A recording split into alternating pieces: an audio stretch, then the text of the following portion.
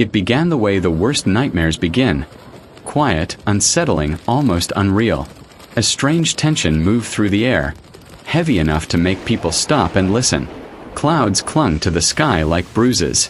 Birds vanished. The wind carried a warning, one that no one understood until it was far too late. Southern China did not know it, but it was standing at the edge of a catastrophe.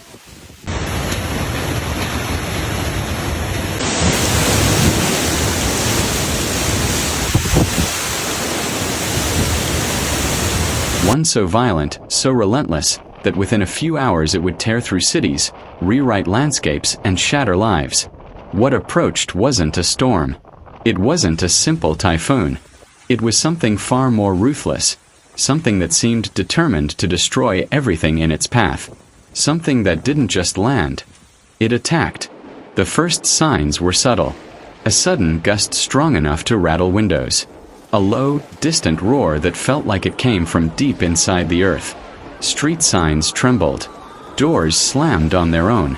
People stepped outside and felt the atmosphere tighten around them. The sky grew darker, the pressure dropped sharply, and an eerie silence hung in the air.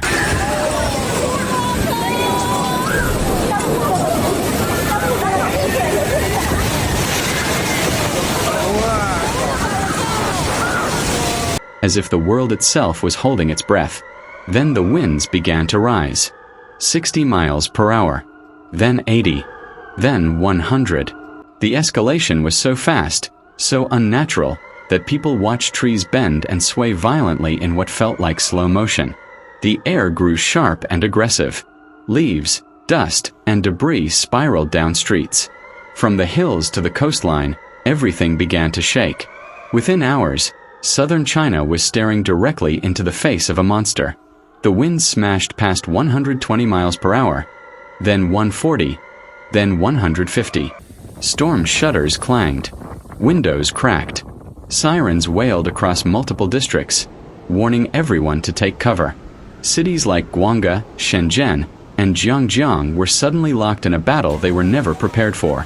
And then, without warning, the storm unleashed its full fury.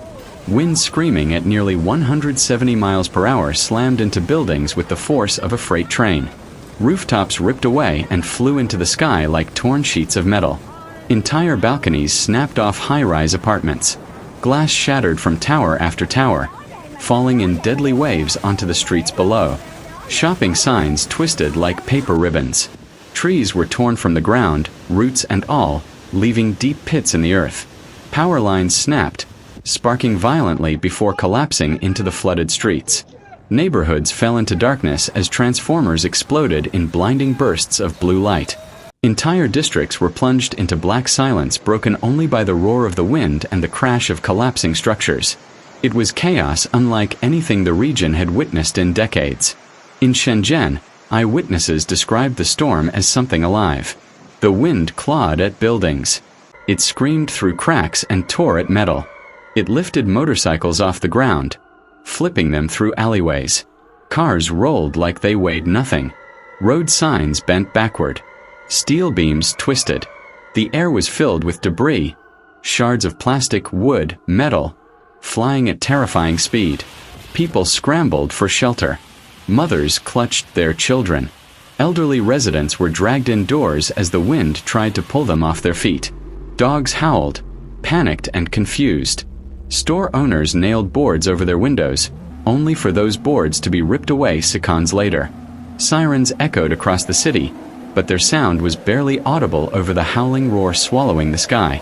The storm grew louder, stronger, angrier. It wasn't a storm anymore. It was a force of nature unleashed, unstoppable, roaring like a jet engine that refused to shut off. Even massive buildings, the ones meant to withstand hurricanes, began to tremble under the weight of the wind. Walls cracked. Ceilings buckled. Entire structures swayed violently, threatening to collapse. And then came the tragedy. Flying debris struck pedestrians who could not find shelter in time. Walls crumbled, trapping families inside. Roofs collapsed, injuring dozens. Cars overturned with passengers still inside. Streets vanished under piles of shattered glass, broken trees, twisted metal, and fragments of homes. Dozens of people were severely injured across Guangga, Shenzhen, and Jiangjiang. More than 30 people were reported missing, many feared swept away by sudden flash floods or buried beneath debris. At least 6 lives were lost, victims of collapsing structures, falling trees, and the unstoppable violence of the wind. But the storm still wasn't finished, because after the wind came the rain. Rain so heavy, so relentless, that within minutes it turned entire streets into rivers. Drainage systems collapsed as water poured into underground garages, metro tunnels, and shops. Cars floated helplessly, drifting like broken shells. Homes filled with muddy torrents, trapping families inside. Water rose waist deep, then chest deep, in a shockingly short time. Entire blocks disappeared beneath swirling brown floods. People climbed onto kitchen counters, tables, stair railings, anything that might keep them above the rising water. Families climbed to rooftops, waving flashlights and shouting for help as the rain continued to pound down with no mercy. Those caught outside clung to trees, telephone poles, anything that could keep them steady against the raging currents. Rescue calls overwhelmed emergency services. Boats were deployed. Helicopters took to the air, struggling against violent wind gusts. Rescuers fought to reach stranded families, pulling children through windows, carrying the elderly on their backs, guiding terrified residents through chest-deep water. Shelters filled rapidly. Gymnasiums, schools, stadiums. Any building that still had a roof and electricity became a refuge. Inside, families huddled together, soaked, exhausted, shaken. Children cried softly. Parents tried to comfort them despite having nothing left themselves. Volunteers handed out blankets, warm food, and water as people processed the trauma that had hit them so suddenly. Outside, the destruction became clearer as the wind slowly weakened. Transportation networks were paralyzed. Highways were blocked by fallen trees and overturned vehicles. Rail lines twisted. Airports shut down completely. Hundreds of flights were canceled. Factories stood submerged underwater. Villages were isolated, cut off entirely, reachable only by boat or helicopter. Economic losses skyrocketed into the tens of millions of dollars, and the numbers continued to rise as damage reports poured in. Farmlands were drowned. Crops were destroyed. Businesses were gone. Shops, restaurants, warehouses, underwater or blown apart. The financial blow was devastating, but the emotional toll was immeasurable. Even after the winds died down, the danger refused to leave. The storm's remnants hovered over the region, dumping continuous rain. Rivers overflowed. Hillsides softened, threatening massive landslides. Roads washed away. Entire communities stood on edge as authorities warned that the worst might not be over. Rescue teams worked non-stop. Engineers raced to restore power, wading through flooded areas while carrying heavy equipment. Volunteers distributed meals and blankets. Families returned to what used to be their homes, now piles of shattered wood, broken tiles, and fragments of walls. Some stood in silence, staring at the ruins. Some cried. Some simply dropped to their knees, overwhelmed by the loss. But slowly, through all the destruction, something began to rise. Hope. Neighbors helped each other clear debris.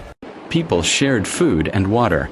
Volunteers opened their homes to those who had lost theirs. Rescue workers continued searching for the missing, refusing to give up even after days of exhaustion. Communities came together, supporting each other in ways they never had before. The storm had left scars, deep ones, but it had also revealed the resilience of the human spirit, the strength that emerges when everything else falls apart. Even today, as southern China continues to process the destruction, the threat of more rain still hangs overhead. The fear hasn't fully faded. The danger hasn't entirely passed. The road to recovery will be long, uncertain, and difficult. But the people are not giving up. They will rebuild. They will rise again. Because even the strongest storm cannot break the strength of those who refuse to surrender. If you want to stay informed about disasters like this and hear real stories from people who live through them, make sure to subscribe. And tell us, how did this footage make you feel? What would you do if your city faced a storm like this?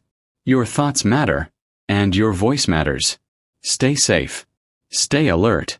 And thank you for watching.